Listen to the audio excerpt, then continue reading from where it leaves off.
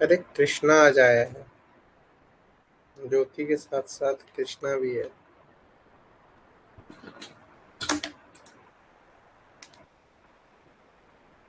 क्या भाई कृष्णा, कहाँ थे इतने दिन?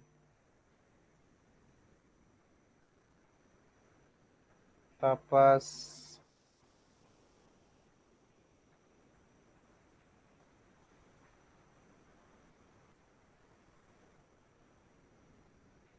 खैर, चलो शुरू करते हैं। आज तो नई यूनिट है।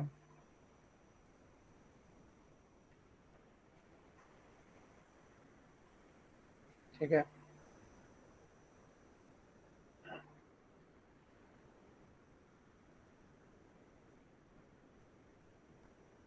ठीक है।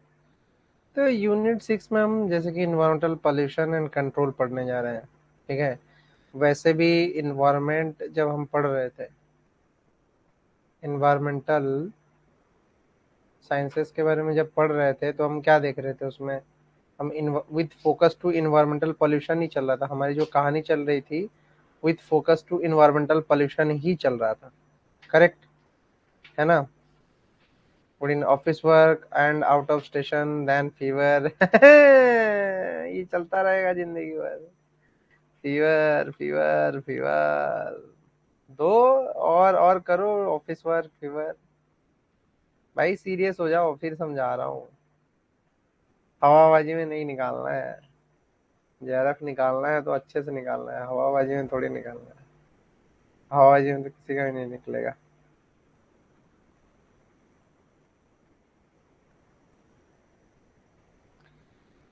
ठीक है। तो अगर हम चलते हैं,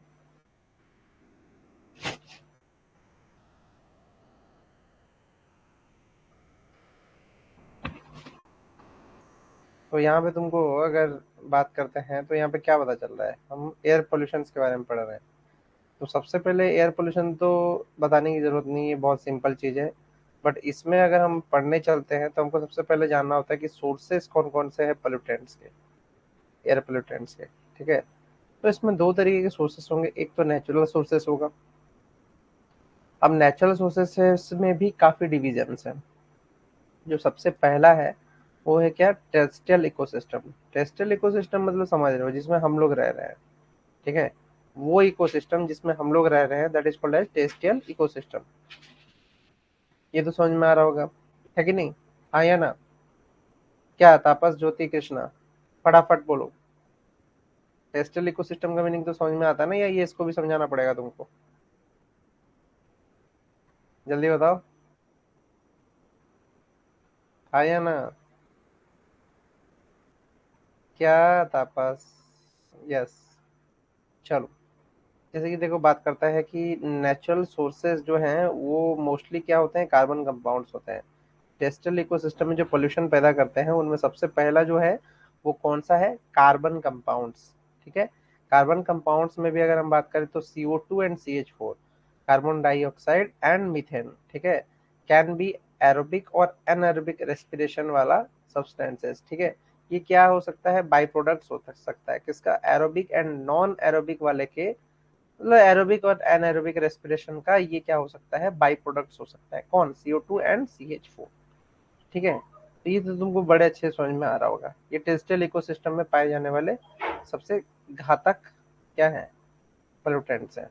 ठीक है। इसके अलावा हमको कौन कौन से दिखता है? जैसे कि नाइट्रोजन स्पीसीज में तुमको N2 दिखता है। एक तो N2 मतलब die nitrogen oxide, die nitrogen बस, नाइट्रोजन ऑक्साइड नहीं, डाई नाइट्रोजन। ठीक है।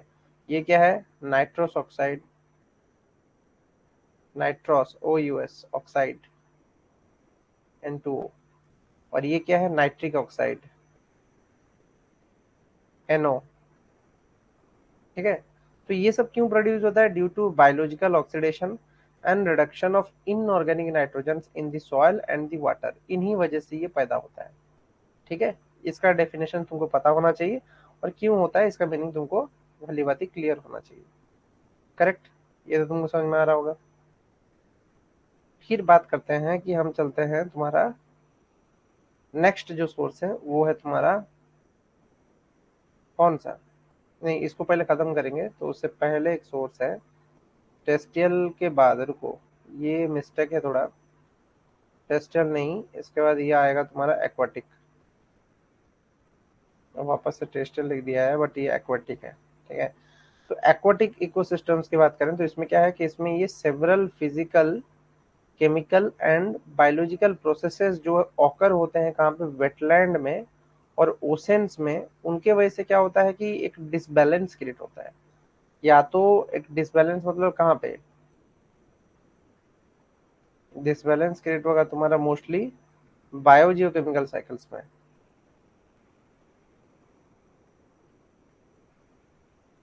करेक्ट, इतने दिन से बायोजियोकेमिकल साइकिल्स पढ़ चुके हैं तो उसी की बात चल रही है। बायोजियोकेमिकल साइकिल्स में डिस्टर्बेंसेस क्रिएट होगा जब तुम एक्वाटिक लाइफ फॉर्म्स की बात करते हो, ठीक है।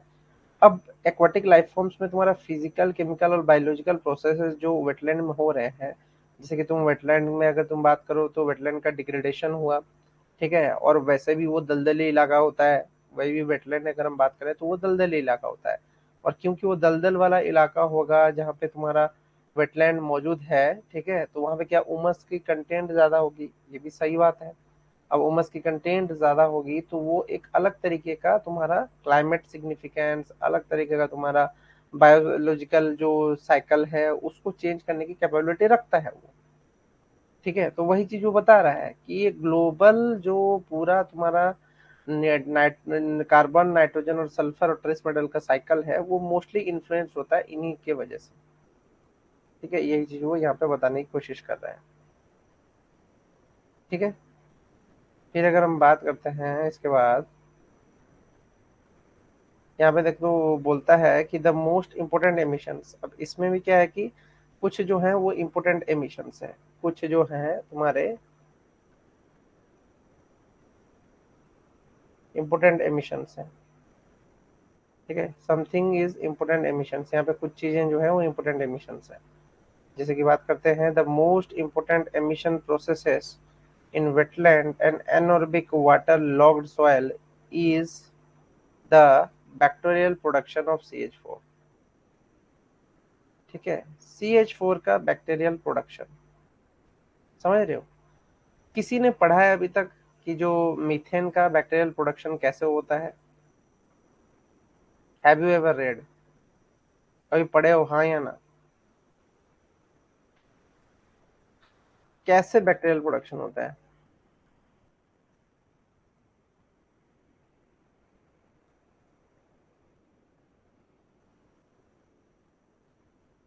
कभी पढ़े हो?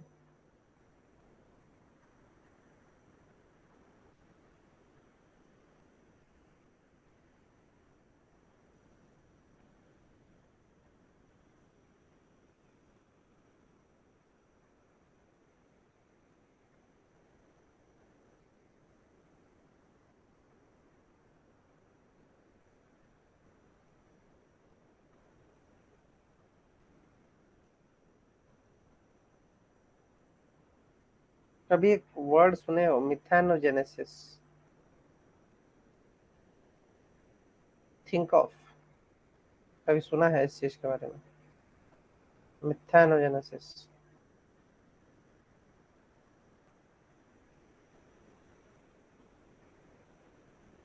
सुने हो इसके बारे में? मिथानोकोकस है, उसकी प्लाज्मिड से एक्सट्रैक्शन होते हैं, ओके। ये एक है। तो खासकर अगर हम बात करें मीथेन के सोर्सेज की, तो तुम क्या मतलब बता सकते हो मीथेन के सोर्सेज कौन कौन से हो सकते हैं? अगर हम बात करते हैं मीथेन के सोर्सेज की, ठीक है, अभी मैं तुमको मीथेन के सोर्सेज के बारे में पहले दिखा देता हूँ, ठीक है। ये है भाई मीथेन के सोर्सेस, देख रहे हैं तुम?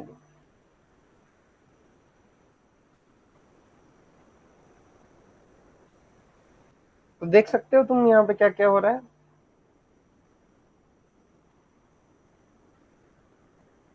तुम्हारा क्या हो रहा है? शुरू कहाँ से करें, हाइड्रेट से? तो यहाँ पे तुम नोटिस कर सकते हो जो क्योंकि ये वाला रीजन है, दिस रीजन, ये वाला। ठीक है। पानी के नीचे क्या फॉर्मेशन हो सकता है? हाइड्रेट्स, और इनको बोलते हैं कैल्थरेट्स।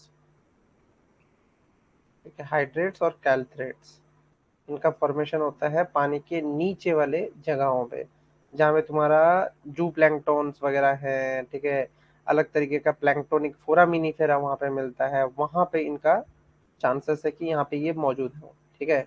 फिर क्या होता है कि ये डायरेक्टली फिर एग्जिट आउट होते हैं एटमोसफेयर में। करेक्ट। फिर एक और तरीका है कि डाइजेस्टिव प्रोसेसेस। यहाँ पे अगर हम बात करें डाइजेस्टिव प्रोसेसेस इन टर्माइट्स, ठीक है, उससे भी ये बाहर निकलता है। अगेन क्या होता है कि पहाड़ों में आग लगती है तो वहां पे बायोमास की बर्निंग।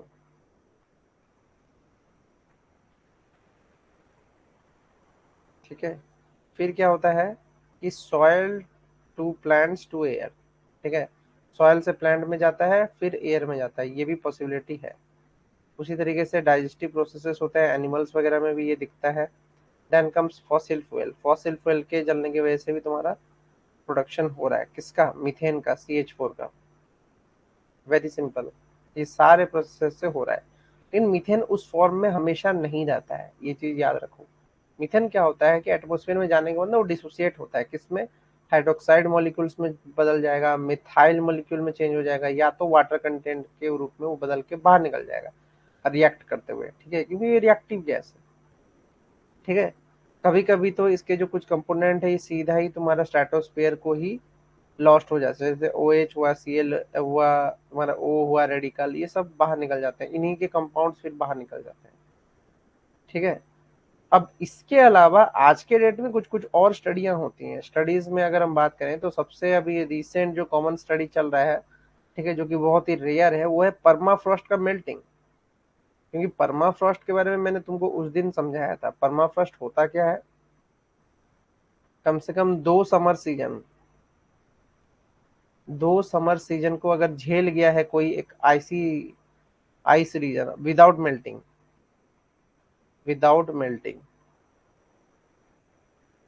ठीक है, तो वो तुम्हारा परमाफ्रॉस्ट में कंसिडर किया जाता है कि विदाउट मेल्टिंग अगर वो झेल गया है तो वो परमाफ्रॉस्ट में कंसिडर किया जाता है। लेकिन उसमें भी प्रॉब्लम है। क्या प्रॉब्लम है? परमाफ्रॉस्ट जो है तुम्हारा 2 सीजन के लिए तो कर ही रहा है, लेकिन परमाफ्रॉस्ट में तुम्हारा सॉइल और प्लांट डेब्रिस मौजूद होता है। किसी भी परमाफ्रॉस्ट में तुम्हारा सॉइल और प्लांट डेब्रिस मौजूद होता है, जो कि अगेन तुम्हारा क्या करता है? तुम्हारा डिग्रेडेशन में मदद करता है। कौन? ये जो प्रोसेस है मेल्टिंग होने के बाद वो डिग्रेडेशन में मदद करता है, और डिग्रेड होकर अगेन मीथेन को रिलीज आउट करता है। करेक्ट है। उसी तरीके से तुम्हारा अगर हम बात करें सॉइल में क्या है, methanogens in the soil. Soil में मिथानोजेंस वगैरह भी मौजूद है, जो कि प्लांट को डिके कर रहे हैं। वेटलैंड्स में भी मौजूद है, लैंडफिल साइट्स में भी मौजूद है। एनर्बिक ऑक्सीडेशन से वो खींचा चला आ रहा है। ठीक है। मिथानोट्रॉप्स जो है अगेन इसको रिलीज करके तुम्हारा carbon dioxide and water molecule में कन्वर्ट कर देते हैं ड्राई सॉइल में जब ऑक्सीडेशन प्रोसेस होता है।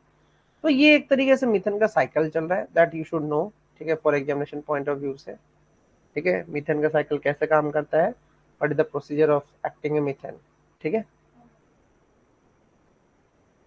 चलो नेक्स्ट टॉपिक पे चलते हैं। नहीं, कुछ बच गया था ना यहाँ पे। ठीक है, 1 मिनट दो।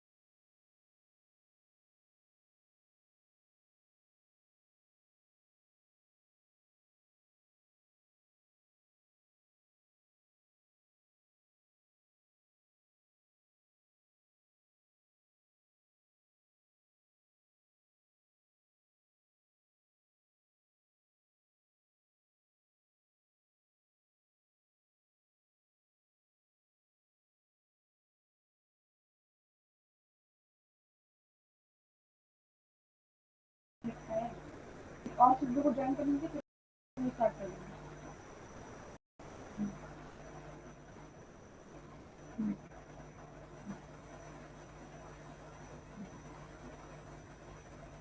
हाँ उसी पे ही, बस आप जब बोलेंगे कि मैं तो चला दूंगा।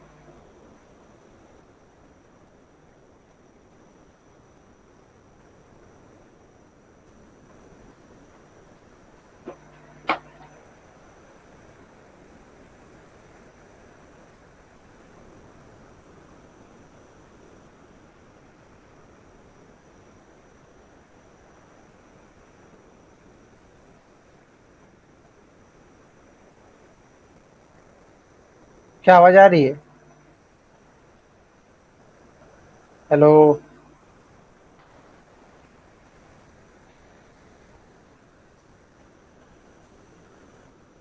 ठीक है, आ रही है आवाज अब?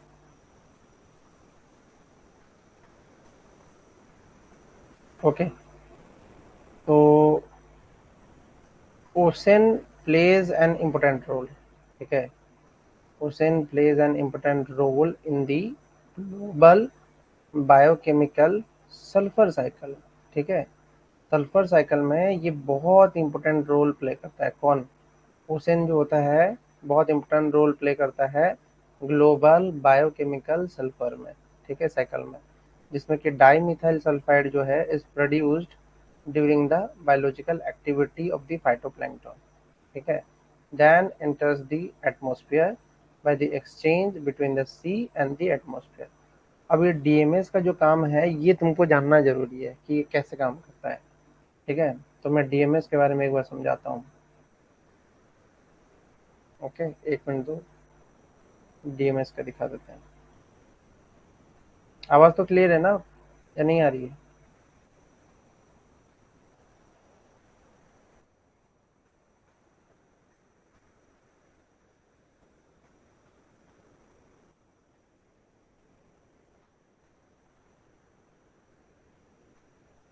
आ रहा है या नहीं आ रहा है?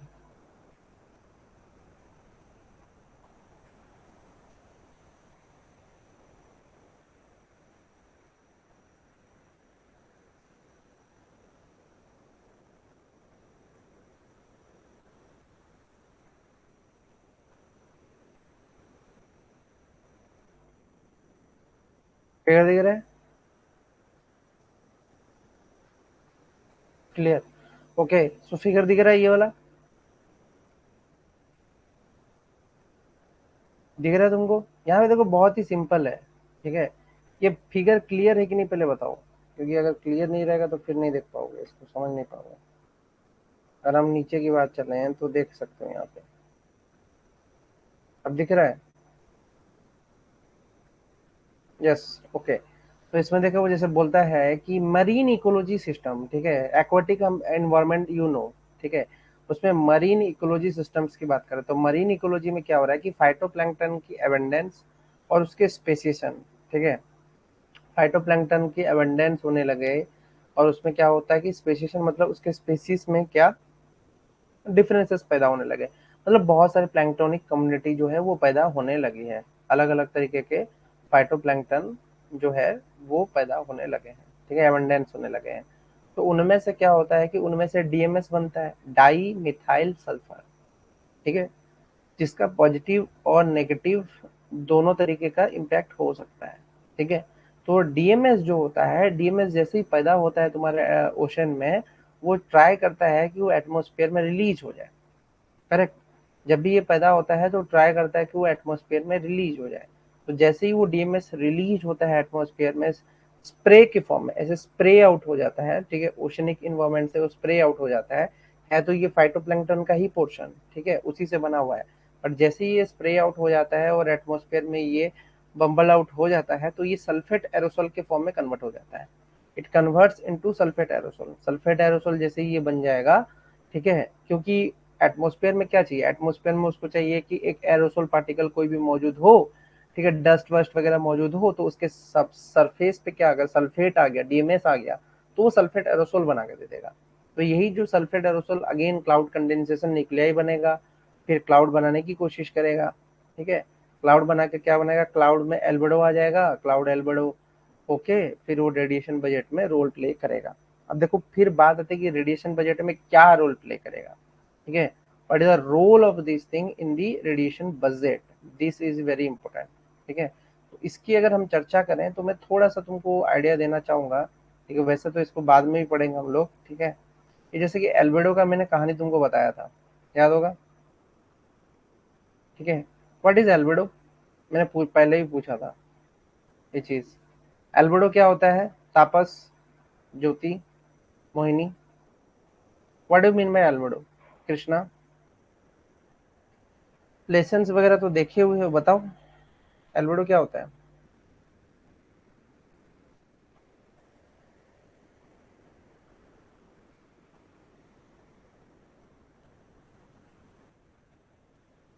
बताओ,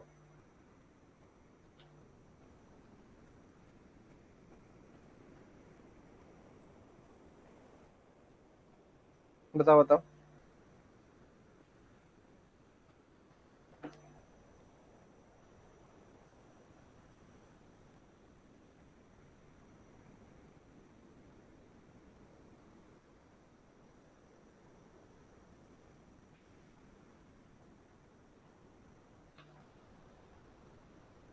एल्बेडो का मीनिंग तो पढ़े हो भाई, तो एल्बेडो के बारे में क्यों नहीं बता रहे हो? एल्बेडो के बारे में बताओ, अगर पढ़े हो तो।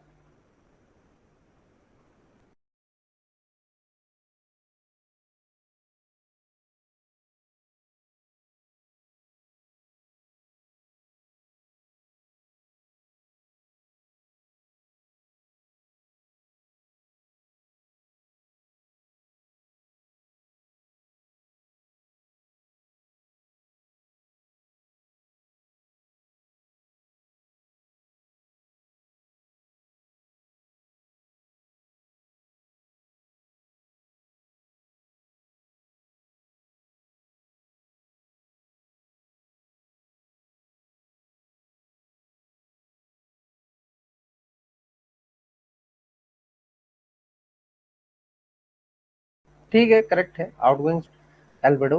बट जैसे कि हम बात करते हैं कि एल्बेडो के, तुमको मैंने बताया था कि अगर कोई भी सब्सटेंस है, अगर उसका आउटगोइंग रेडिएशन ज्यादा होगा, आउटगोइंग रेडिएशन ज्यादा होगा किसी भी सब्सटेंस में, अगर ये हाई है, ठीक है, तो वो क्या करेगा? क्या वो टेम्परेचर को होल्ड करेगा? अगर कोई भी पार्टिकल जिसका albedo, outgoing solar radiation high है, उसका एल्बेडो क्या होगा? हाई होगा। जिस चीज का एल्बेडो हाई होगा, क्या वो टेम्परेचर को होल्ड करके रखेगा? क्या वो हीट एनर्जी को ट्रैप करेगा या हीट एनर्जी को रिफ्लेक्ट बैक कर रहा है? ये बताओ।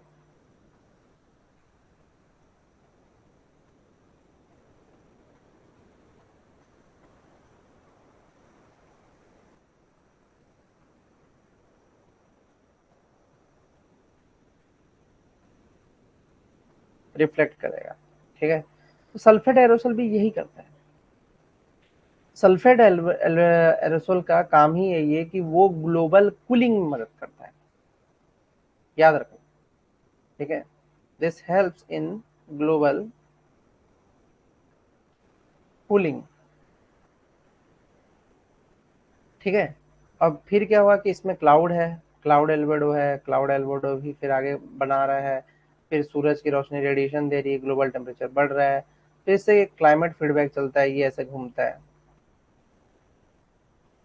ठीक है। दोनों डायरेक्शन से फिर ऊपर नीचे होता है, प्लस माइनस होता है, फिर ये बन के फाइनली रिलीज आउट हो जाएगा, ठीक है।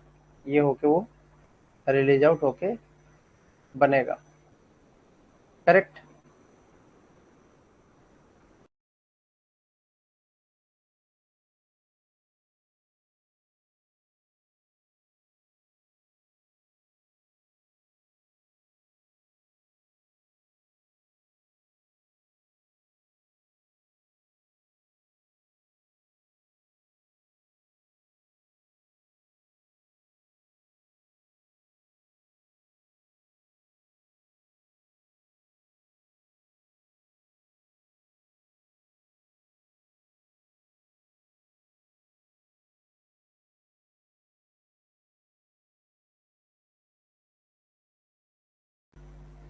था पोलर रेडिएशन लेस होगा, नहीं, ऐसा नहीं होता है, ठीक है।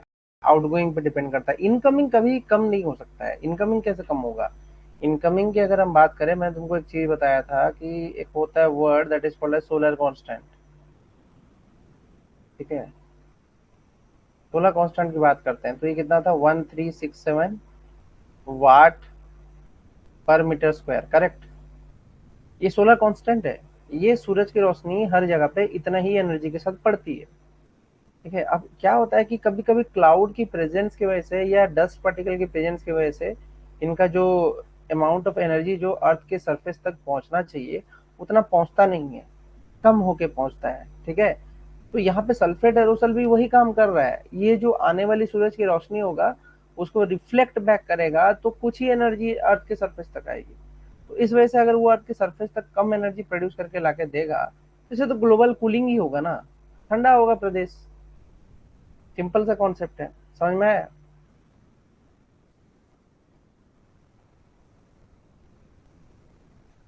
ओके। इसीलिए वो क्लाइमेट फीडबैक की तरह काम कर रहा है। सल्फेट एरोसोल जो है वो तुम्हारा रिलीज आउट कर रहा है।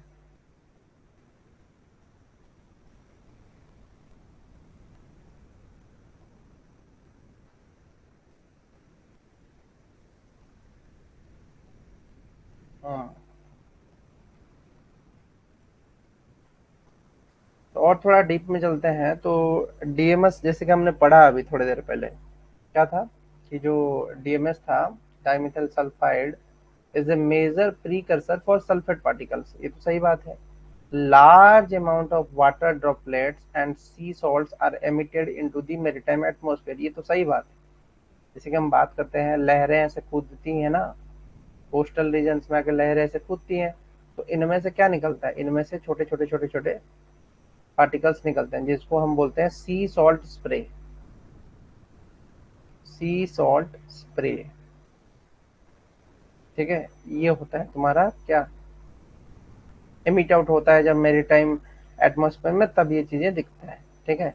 फिर क्या होता है कि after the evaporation of the water aerosol particles such as NaCl, MgSO4 are formed, ठीक है। After the evaporation of the water aerosol particles, ठीक है। वाटर का एरोसोल पार्टिकल का एवापोरेशन हो गया, उसके बाद NaCl और MgSO4 ही बनेगा, क्लियर है। फिर क्या होता है कि various halogenated organic compounds are also emitted from the atmosphere, from the ocean, ठीक है। ओशन से ये सब भी बनता है, ठीक है। Among them CHCl3 is the major natural sources of atmospheric chlorine, ठीक है। ये CHCl3 जो एटमॉस्फेयर में मौजूद है वो अगेन सोर्स बन जाता है क्लोरीन का। तो ये सब क्या है, तुम्हारे नेचुरल इन्वायरमेंट से ही बन के आ रहा है, ठीक है। तीसरा जो वे है कि किस तरीके से पॉल्यूटेंट ऐड होगा, वो भी नेचुरल नेचुरल तरीके से ही आ रहा है, नेचुरल सोर्सेस में ही आ रहा है। वो क्या है, वो है तुम्हारा फॉरेस्ट फायर, ठीक है। फॉरेस्ट फायर भी एक ऐसा प्रोसेस है जो कि नेचुरल प्रोसेस है, जिससे तुम्हारा अगेन ऐड होता है कौन, पॉल्यूटेंट्स वगैरह ऐड होते हैं, क्लियर। इसकी बात करें तो ये तो बोल ही दिया है कि almost all the forest fires are human induced. Human से ही इंड्यूस्ड हो रहा है, जितने भी फॉरेस्ट फायर है सब के सब ह्यूमन इंड्यूस्ड है, ठीक है। एक तो naturally occurring forest fires are usually consequences of lightning, ठीक है। ये तुमको पता ही होगा, अगर टॉल ट्री है, बहुत बड़े बड़े ट्री है, ठीक है, एक तो छोटे छोटे होते हैं, एक होता है टॉल ट्री। अगर टॉल ट्री होगा तो लाइटनिंग ठोकेगा इसको एकदम, क्या कर देगा, उसमें आग लगा देगा, ठीक है। और वो फिर फॉरेस्ट फायर का कारण बन सकता है, ठीक है। This can happen. तो फॉरेस्ट फायर जो है वो ह्यूमन इंड्यूस्ड भी है और वो नेचुरली ऑकरिंग भी होता है एज ए कॉन्सिक्वेंस ऑफ क्या, तुम्हारा लाइटनिंग, ठीक है, ठीक है।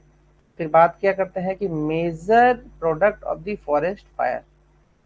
मेजर प्रोडक्ट कौन है फॉरेस्ट फायर में तुम्हारा, वो यार नहीं है फायर, ठीक है। वो क्या है, CO2। कार्बन डाइऑक्साइड के अलावा मोस्टली कुछ नहीं निकलता है तुम्हारा फर्स्ट फायर में, ठीक है। दैट यू शुड नो कि यही एक है जो कार्बन डाइऑक्साइड जो कि तुम्हारा फर्स्ट फायर वगैरह से निकलता है। However large number of particulates and trace gases are produced including the product of incomplete combustion of carbon monoxide, non methane volatile organic compounds, ठीक है। NMVOCs, nitrogen and sulphur species, ये सब निकलते हैं। ठीक है, ये भी एक पार्टिकल है जो कि फॉरेस्ट फायर वगैरह से निकल सकते हैं। ये चीजों को यहाँ पे दिखाया। क्लियर है? चलो आगे चलते हैं। फिर आता है तुम्हारा वॉल्केनिक एंड टेक्टोनिक एक्टिविटीज। एक होता है तुम्हारा वॉल्केनिक एंड टेक्टोनिक एक्टिविटीज। ठीक है, volcanoes release significant amount of gases and ash particles into the atmosphere। ठीक है, वॉल्केनो जो होता है सिग्निफिकेंट अमाउंट ऑफ गैसेस और एश पार्टिकल्स को रिलीज आउट करते हैं। Volcanic emissions occur both during occasionally eruption and long term non eruptive activities। एक तो डेफिनेटली वॉल्केनिक जो मैंने तुमको पढ़ाया था, वॉल्केनो जो भी होता है तो सबसे पहले क्या रिलीज होता है तुम्हारा वाटर वेपर, H2O वेपर। ठीक है, फिर तुम्हारा क्या रिलीज होता है कार्बन डाइऑक्साइड सेकंड में, फिर तुम्हारा सल्फर डाइऑक्साइड, फिर H2S। ऐसे जो साइकिल है तुमको ये जो सीक्वेंस ये पता होना चाहिए।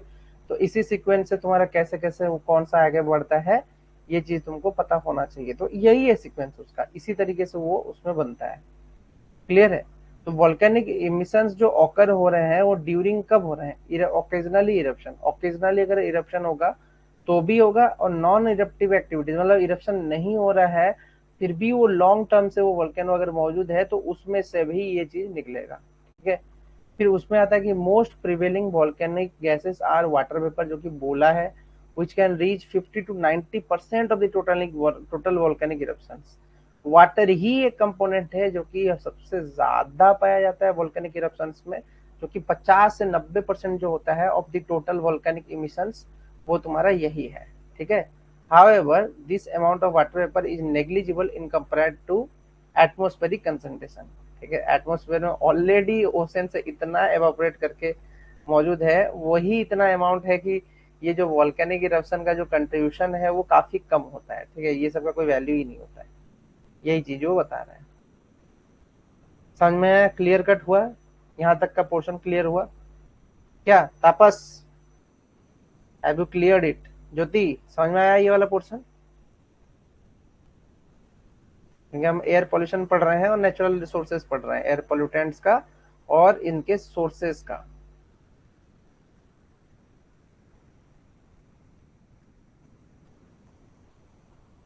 समझ में आया?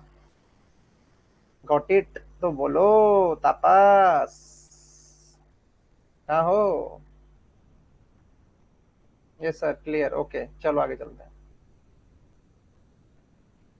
फिर बात करते हैं कि other important emitted from the, जैसे मैंने बोल दिया ये तो बताने की जरूरत नहीं, ये सब मैंने ऑलरेडी अभी तुमको समझाया किस किस सीक्वेंस में ये भागता है।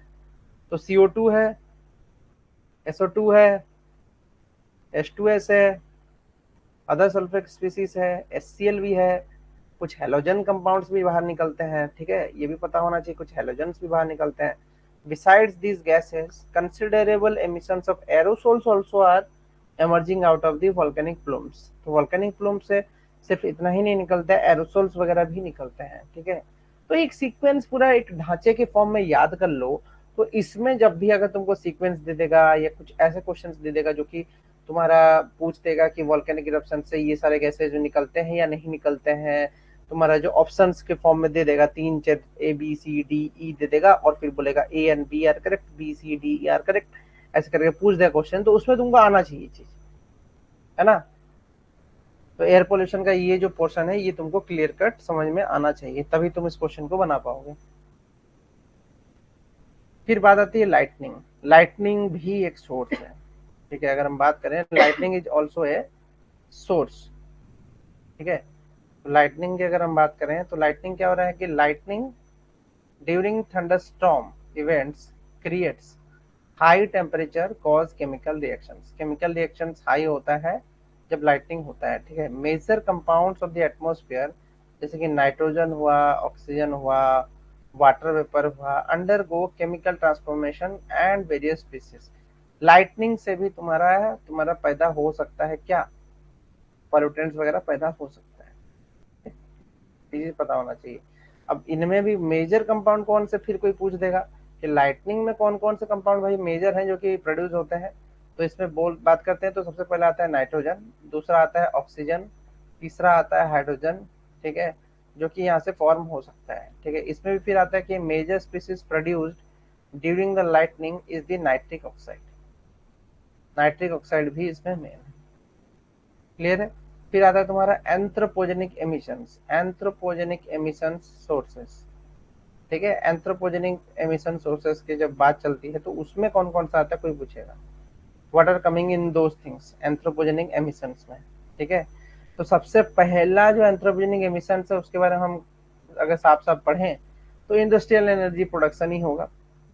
बहुत सिंपल है, इसको तो कुछ डिस्क्राइब करने की जरूरत नहीं है। लेकिन क्यों होता है कोई पूछेगा कि इंडस्ट्रीज में तुम्हारा एयर पोल्यूशन मोस्टली क्यों क्रिएट होता है, कोई पूछ देगा तो ये बोलता है कि कंबसन प्रोसेसेस जो है are the major anthropogenic sources of the air pollutants. अगर कहीं पे भी कोई इंडस्ट्री में कुछ जल रहा है, ठीक है, और किसी तरीके की एनर्जी प्रोड्यूस हो रही है, ठीक है, जैसे कोयला जलती है तो उसमें से जो स्टीम निकलता है, जो प्रोड्यूस होता है तुम्हारा इलेक्ट्रिसिटी, उसी की बात चल रही है। अगर तुम्हारा कहीं पे भी एनर्जी बनाने के लिए या एनर्जी कंजप्शन के लिए, ठीक है, कोई भी तरीके की तुम्हारी अगर एनर्जी यूटिलाइज हो रही, दूसरी तरीके की एनर्जी यूटिलाइज हो रही है, तो वो इसीलिए हो रही है क्योंकि वो कंबसन प्रोसेस से होते हुए आ रही है, ठीक है, ये चीज शेयर रखना।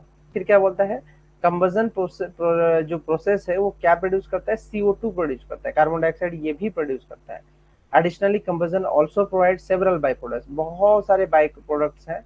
लेकिन हमको जो पढ़ने की जरूरत है कि ये क्यों होता है, ये होता है इनकम्प्लीट फ्यूल ऑक्सीडेशन। मतलब जो तेल तुम भेजो, जैसे हमने लास्ट क्लास में पढ़ा था ना, petroleum, coal bed methane, gas hydrates, ये जो भी हमने पढ़ा था ना, इनका अगर इनकम्प्लीट फ्यूल ऑक्सीडेशन होगा। इनकम्प्लीट फ्यूल ऑक्सीडेशन का मीनिंग क्या है तुम्हारा, मतलब कि अच्छे से ऑक्सीडेशन नहीं होगा। अगर ऑक्साइड ऑक्सीडेशन हो तब सही प्रोसेस से वो तुम्हारा प्रोड्यूस करेगा, बट ऑक्सीडेशन ही नहीं होगा तो कैसे प्रोड्यूस करेगा, ये भी प्रॉब्लम है, ठीक है।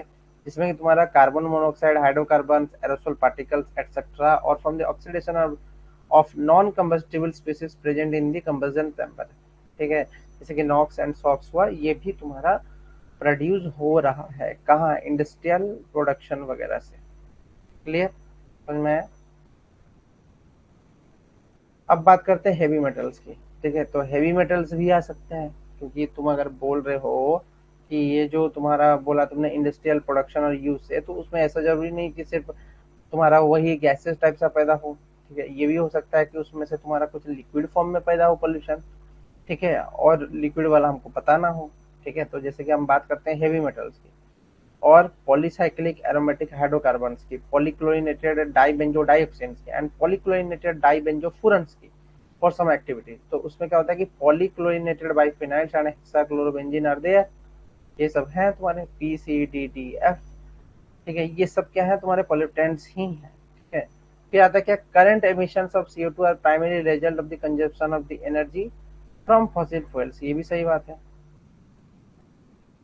ये भी सही बात है, इस तरीके से भी होता है, करेक्ट। फिर आता है तुम्हारा बात ट्रांसपोर्टेशन का, तो transportation is another major source of air pollution, ये भी सही बात है, ट्रांसपोर्टेशन तो होगा ही होगा भाई, है ना। अब कोई पूछेगा ट्रांसपोर्टेशन किस तरीके का ट्रांसपोर्टेशन है, ये भी कोई पूछ देगा कि हाउ दी ट्रांसपोर्टेशन ऑकर्स, क्या ट्रांसपोर्टेशन, किस तरीके का ट्रांसपोर्टेशन, तुम लोग क्या बताना चाहते हो कि क्या ट्रांसपोर्टेशन हो रहा है, ठीक है। तो अगर तुम बोलने जाओ तो सबसे पहले क्या आएगा, टेरेस्ट्रियल और नेवल एरियल ट्रांसपोर्टेशन। एक तो टेरेस्ट्रियल जो कि तुम्हारा ट्रेन वगैरह से जाता है, या बस बुक करते हो, या ट्रक वगैरह तुम बुक करते हो, जिससे कि तुम्हारा एक जगह से दूसरी जगह टेरेस्ट्रियली वो ट्रांसफर हो रहा है, ठीक है। नावल का मीनिंग समझते हो, नावल तो तुमको पहले से ही समझ में आ रहा होगा कि नावल का मीनिंग क्या है। इसका मीनिंग सिंपल है कि ये तुम्हारा पानी की वजह से चलेगा, करेक्ट है ना, है या ना, समझ में आ रहा है, क्लियर है, बोलो भाई।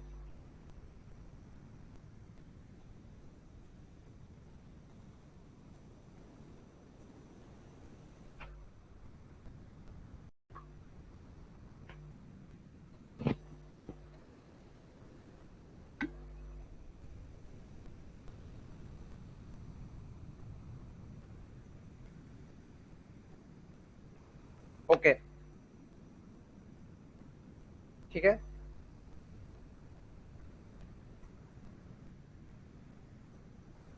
तो तुम्हारा,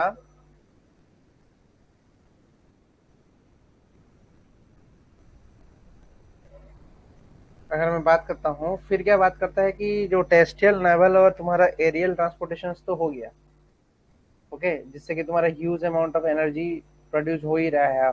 और डेफिनेटली है यार, तुम अगर दिल्ली से तुम ट्रांसपोर्ट कर रहे हो कोई चीज और तुम लेके जा रहे हो कश्मीर, बाई तुम्हारा कार और बाई तुम्हारा बस और बाई तुम्हारा जो ट्रक चलते हैं, जो रातों रात जो ट्रक चलते हैं, जिसमें क्या सामान लोडिंग होके इधर से उधर जाता है, या तो तुम्हारा क्या जाता है, कोई तुम्हारा ट्रांसपोर्टेशन चीजें, अगर तुम कोई चीजें ट्रांसपोर्ट कर रहे हो, या तो ऑयल ट्रांसपोर्ट हो रहा है, ठीक है, पानी टंकी ट्रांसपोर्ट हो रही है, किस तरीके से कुछ भी अगर ट्रांसपोर्ट हो रहा है एक जगह से दूसरी जगह, तो उसमें तो काफी ज्यादा तुम्हारा फ्यूल का कंजप्शन होता है ना। तो वही वो बोल रहा है कि इस समय में भी तुम्हारा बहुत ज्यादा कंजप्शन होता है, जो कि ट्रक वगैरह है। तो ये वही बोल रहा है कि in order to comply with the emission legislation, क्योंकि जरूरी है कि एक मिनिमम अमाउंट ही तुम्हारा क्या हो, बाहर निकले, किसमें से, तुम्हारे गाड़ी के जो कार्बोरेटर है वहां से कुछ ही निकले, हर चीज ना निकले। अगर ज्यादा से ज्यादा निकल जाएगा तो फिर तो डिफिकल्टी है ना, कार्बन मोनोऑक्साइड वगैरह को वहीं पे फिल्टर आउट करना जरूरी है। तो वो निकल जाएगा तो वो तो ऑक्सी हीमोग्लोबिन बना के तुम्हारे सांस के साथ प्रॉब्लम करना शुरू कर देगा ना, वो मुश्किल है। तो वही वो बोल रहा है, in order to compile with the emission legislation, vehicle manufacturer have installed various after treatment devices, ठीक है, जैसे कि तुम BS1, BS2, BS3, BS4, BS5, BS6 तक पहुंच चुके हो, ठीक है। भारत स्टेज 6, भारत स्टेज 6 होता क्या है, गाड़ी के इंजन में अपग्रेडेशन कर रहे हो, ठीक है, तो कि BS6 फॉर्म में वो चल सके, ठीक है। ये जो बोल रहा है, तो इस तरीके के कन्वर्टर्स आजकल बनने लगे हैं, ठीक है। उसके बाद diesel particle filter also there, ठीक है, जो पोल्यूटेंट को रिड्यूस करता है, एमिशंस को तुम्हारे गाड़ियों वगैरह में, ठीक है। दिस इज हैपनिंग, मैन्युफैक्चरर जो है व्हीकल्स के, वो काफी ग्रीन साउंड करने लगे हैं आज के डेट पे, ठीक है, कम प्रोड्यूस वाला, पॉल्यूशन वाला बाइक देंगे, ठीक है, जिसका इंजन बहुत अच्छा होगा। तो इस तरीके की पॉसिबिलिटी होती है किसमें, तुम्हारे इस बात में, क्या, टेरेस्ट्रियल और एरियल ट्रांसपोर्टेशन वाले बात पे। फिर बात आता है तुम्हारा क्या, कि during the terrestrial transportation the most pollutant, important pollutant जो कि तुम्हारे रोड साइड से निकलता है, वो है ओजोन। ओजोन उसका प्रीकर्सर है। कौन कौन से निकलते हैं, कार्बन मोनोऑक्साइड, नॉक्स, ठीक है, non non methane volatile organic carbon, ठीक है, ये है। इसके बाद आता है तुम्हारा ग्रीन हाउस गैसेस, जिसमें CO2, CH4, N2 है, ठीक है।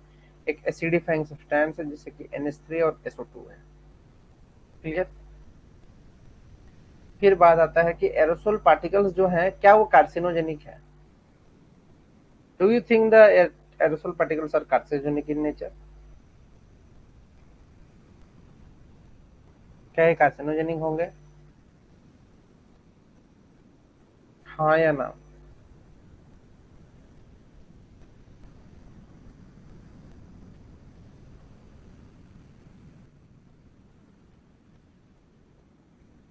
कार्सिनोजेनिक का मीनिंग क्या होता है? वापस से पूछ रहा हूँ, ये तो बहुत इजी चीज है।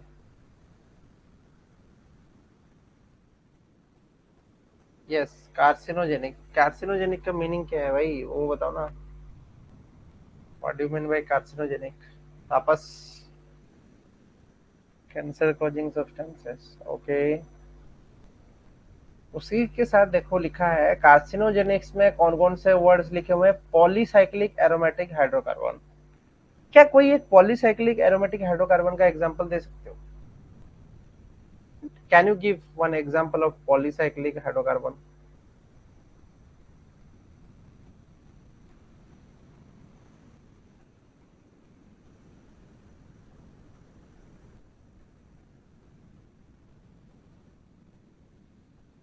बताओ।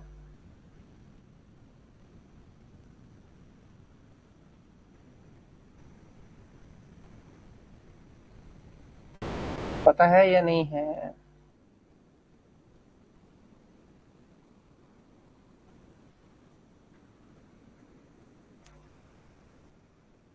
बेंजीन, बेंजीन पॉलीसाइक्लिक है क्या? मुझे तो पता नहीं। एंथासिन, हाँ एंथासिन तो नहीं होगा, वो एंथ्रासिन होगा। थोड़ा थोड़ा प्रॉब्लम कर रहे हो, ठीक है, लेकिन हाँ समझ में आना चाहिए तुमको कि क्या है। जब तुम पॉली एरोमेटिक हाइड्रोकार्बन की बात करते हो ना, तो उसमें बहुत सारे नाम है। जैसे कि हम बात करें तुम्हारा तुम्हारा क्या बात करें, नफ्थलीन। जो सबसे इजीएस्ट है वो है नफ्थलीन। वही तुम्हारा पॉली एरोमेटिक हाइड्रोकार्बन का एक पार्ट है, कौन, नफ्थलीन है। ठीक है। उसके बाद आता है तुम्हारा बेंजीन, तो नहीं है, पायरीन है, पायरीन। PYRNE, pyrene, pyrene. ठीक है। इस तरीके की चीजें तुम्हारे मौजूद है। इसके अलावा क्या होता है कि परसिस्टेंट ऑर्गेनिक पोल्यूटेंट्स, जो कि हमेशा तुम्हारा उसके अंदर रहते हैं, किसमें, ये कहाँ रहते हैं तुम्हारा, ये भी तुम्हारा उसके कहाँ पे, वेहिकुलर एमिशंस के पार्ट में ये सब भी मौजूद हैं। ठीक है। तो वही वो बोल रहा है कि consequently the principal pollutants are those from the diesel engine and similar to those used in the transportation। Mostly वो वही बोल रहा है कि कोई भी चीज अगर टेरेस्ट्रियल रीजन्स में दौड़ रहा है, ठीक है, तो अंधाधुंध दौड़ रहा है, ठीक है, किसी भी व्हीकल को दौड़ा रहा है तो उसमें से कुछ ना कुछ पोल्यूटेंट्स तो निकलेगा ही, ये तो निश्चित है। ठीक है, इसलिए उसको पोल्यूशन कंट्रोल कराना चाहिए। तो इसमें जैसे कि हम बात करते हैं, these are principal of CO2, PM and NOx. ठीक है। Plus to diesel extent hydrocarbon together with heavy metals originating from the content of the fuel sulphur and metals respectively. ठीक है।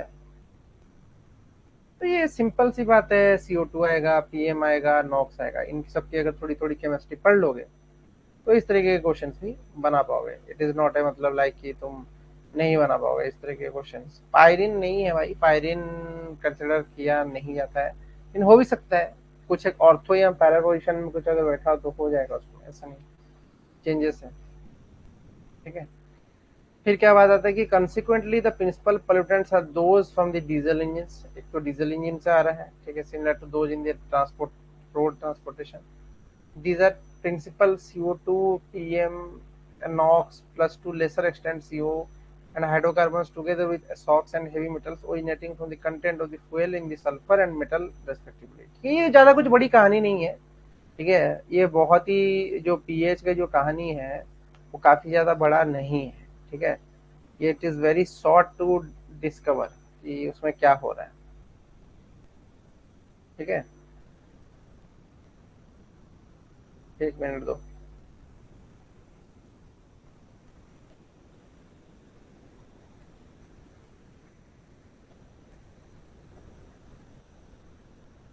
ठीक है।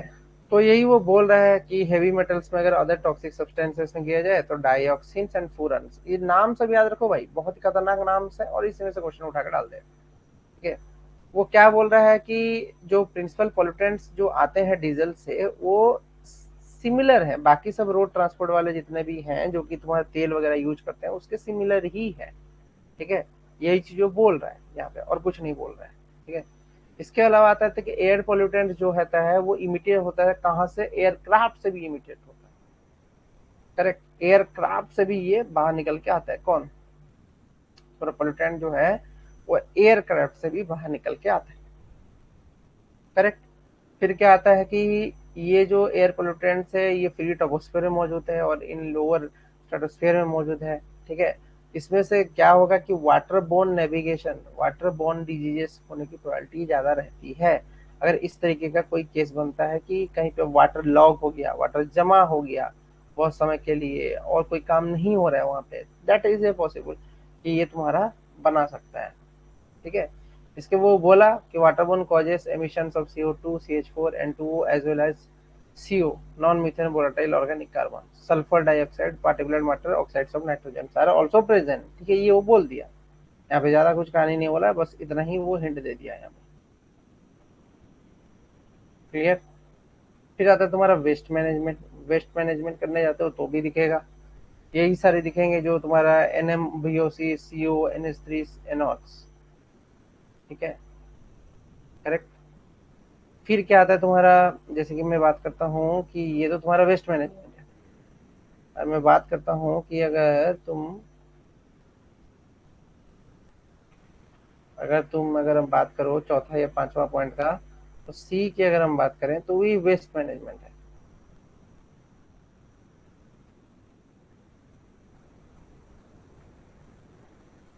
ठीक है, वेस्ट मैनेजमेंट के वजह से तुम काम कर सकते हो।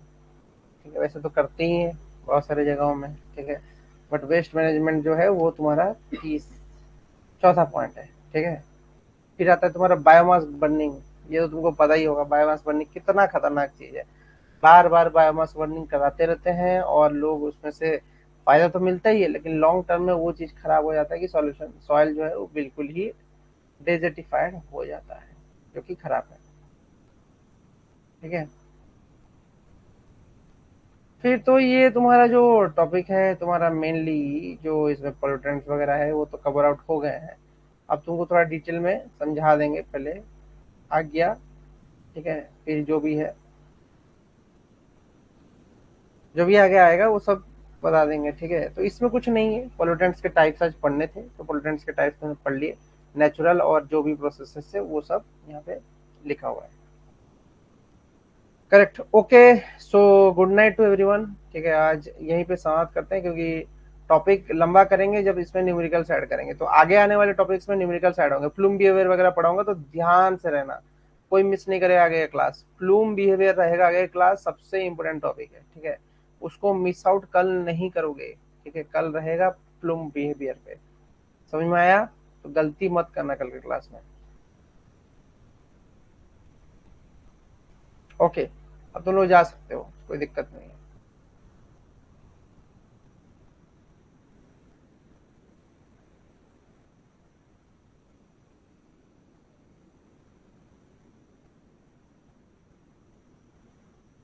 सेम टाइमिंग रहेगा, टाइमिंग चेंज मत करो ज्योति, दूसरे का क्लासेस रहता है फिर। बढ़ा दीजिए और, अच्छा टाइमिंग और बढ़ा दीजिए। हाँ बढ़ाया जा सकता है, लेकिन मेरे हिसाब से कोर्स कंप्लीट हो जाएगा। टाइमिंग बढ़ा के करोगे क्या? 1 घंटा 30 मिनट बढ़ा के करोगे क्या? तुमको सिर्फ एक क्लास चाहिए जिसमें तुमको क्वेश्चन आंसर्स प्रैक्टिस करने हैं। ठीक है, एक क्लासेस में क्वेश्चन, अच्छा वो, ठीक है। 2.5 घंटा कर दूं, बच्चे बैठेंगे भी? मेरे को डाउट लगता है बैठेंगे।